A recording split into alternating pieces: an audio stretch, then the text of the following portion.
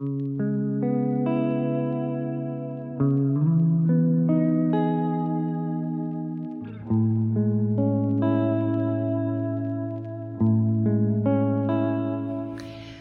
to Ostara. So Ostara is the same time as spring equinox, and the spring equinox is when light and dark are equal, as equinox indicates. In the wheel of the year and in the actual calendar year, we get two equinoxes, one in the spring and one in the autumn. And as the angle of the wheel tilts, we're getting longer and longer days. We've been creeping from those long winter nights into shorter and shorter nights. And this is the season that's basically been co-opted by Christianity to be Easter. So a lot of the iconography, a lot of the symbols of this time of year are actually pagan symbols. Eggs, bunny rabbits, all that kind of thing are all from the folklore and traditions of Europe. And so when you are building an altar for Ostara, you will be looking at putting eggs, little chicks, rabbit imagery, spring flowers. Look at the colours of the season. Paler kind of pastel-y colours are common around this time of year. So those are the things you can think about for building an altar. The name Ostara is taken from the pagan goddess Ostara, if that's the correct pronunciation, who was a Germanic goddess. So the themes for this time of year are fertility, activity. In the old agrarian society, this would have been when we would have been working really hard to farm, to plant seeds. It's a time of great optimism because we're seeing green shoots, the days are getting warmer. But because of it being an equinox, we also have to acknowledge the light and the dark. There is no light without dark. And so when we're talking about the equinoxes, we're often looking at the balance. In paganism, as we know, balance is everything. That's what we look for all the time. We're not just celebrating life, we're also looking at death. And of course, with the way that the world is right now, with the genocide that's happening in Palestine, but also with wars that are going on in various places, this is a very conflicting time. Some of us might be feeling hopeful because we found the winter period difficult, but then we also feel great sadness for what is going on in the world. And we can hold those things together. We can be joyful for our personal achievements. We can feel great happiness and optimism when we see how the seasons are changing, but we can also feel tremendous sadness for what's going on in other places. There is nothing wrong in that. We do have those conflicting, non-binary feelings in all of us. So how do we deal with those conflicting feelings, that sense of powerlessness coupled with that sense of optimism and the desire to do something? Obviously, as you can see behind me, you've got the ceasefire flag that I created. And if you want to look at that, that's on my channel, and you can make those flags and send them to your elected officials. If you have the means to do so, donate money to, for example, the Palestinian Children's Relief Fund, or Amnesty International, Médecins Sans Frontières, and I'm going to put links to all of those places in my description. If you are doing Ostara rituals, please bring in the elements of conflict that are going on in your ritual and try to cast magic for peace as well. But as we know, with magic doesn't work unless we also do something. So we have to, again, balance the metaphysical, esoteric spellcasting with the physical world of trying to support people as best we can. For this project, I created an Ostara hare. I love hares. I think they're a little bit creepy looking. I love creepy. I think hares are really fascinating because they don't have the cuteness of a bunny rabbit. They're sort of sinewy and stark looking. So in this Ostara embroidery project, we have a March hare with a floral crown. If you want the digital download, it's available through opencoven.com. Again, the link is below. And I appreciate you taking the time to see this tutorial.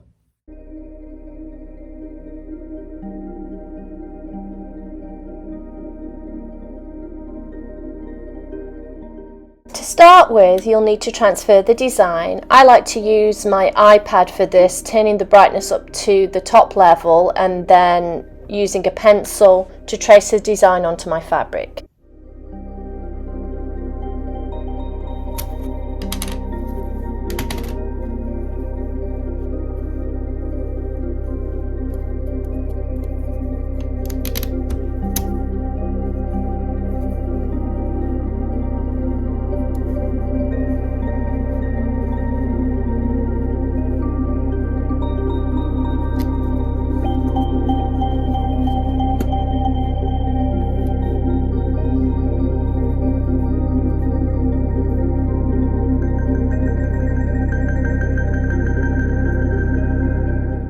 The colours I chose for this hare are a dark grey for its head, and for the crown, a fuchsia pink, a cornflower blue and a mid-shade green.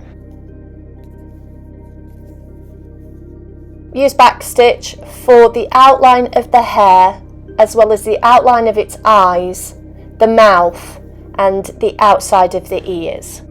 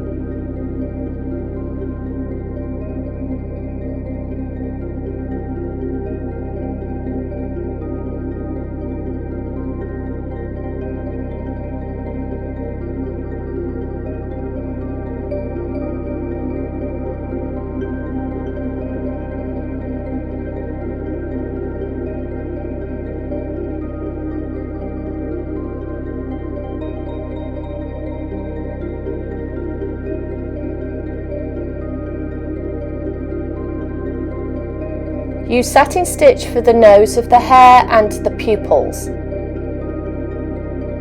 I start by adding stitches that are spaced so that I can fill them in later. This helps me keep the shape.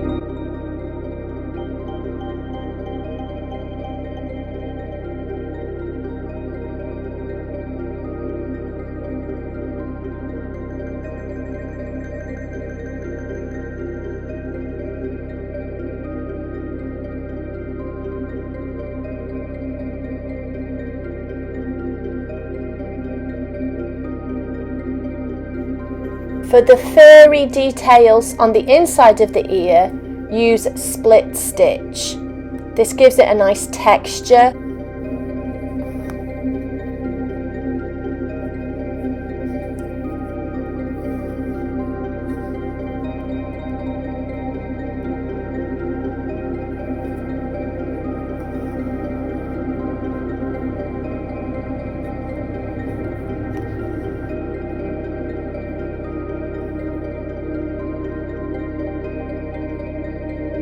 I'm using fern stitch for the fronds.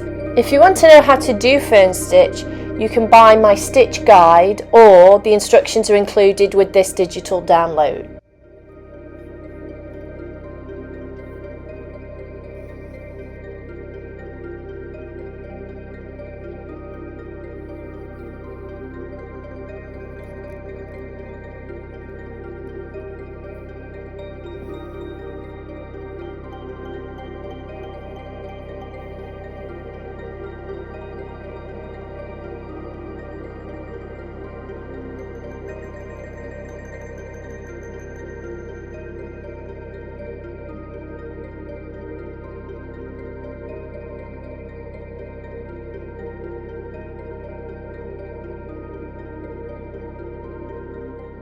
For the blue flowers, we're using detached chain stitch or lazy daisy stitch.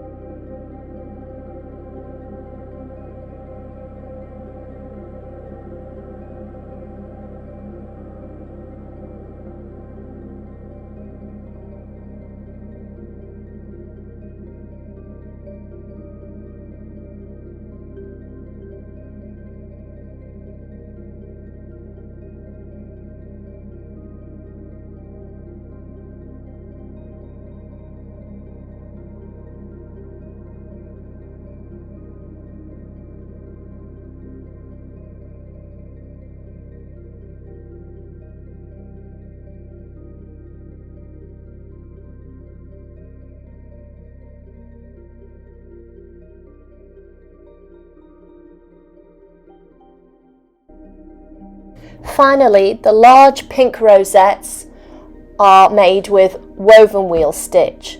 Woven wheel's a little bit strange because there's minimal stitching. After you create the spokes of the wheel, as you see here, you will wind your thread in and out of those spokes. The spokes always have to be an odd number, so here there are 5.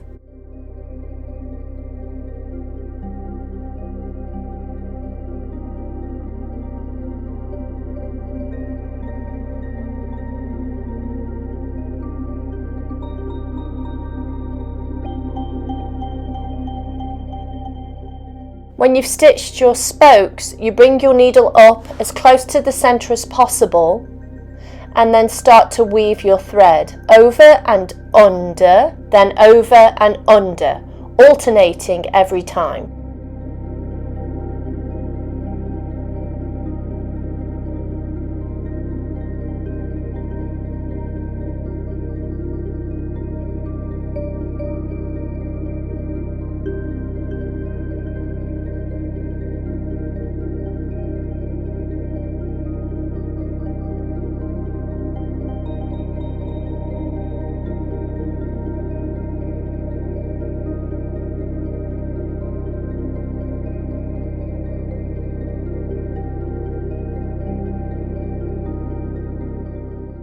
Ostara Hare should take pride of place on your altar like mine has.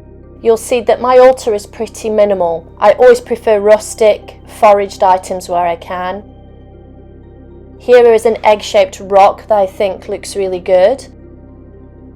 And here's a really beautiful gift I was given from my husband of an owl. I wish you the brightest blessings for this Ostara.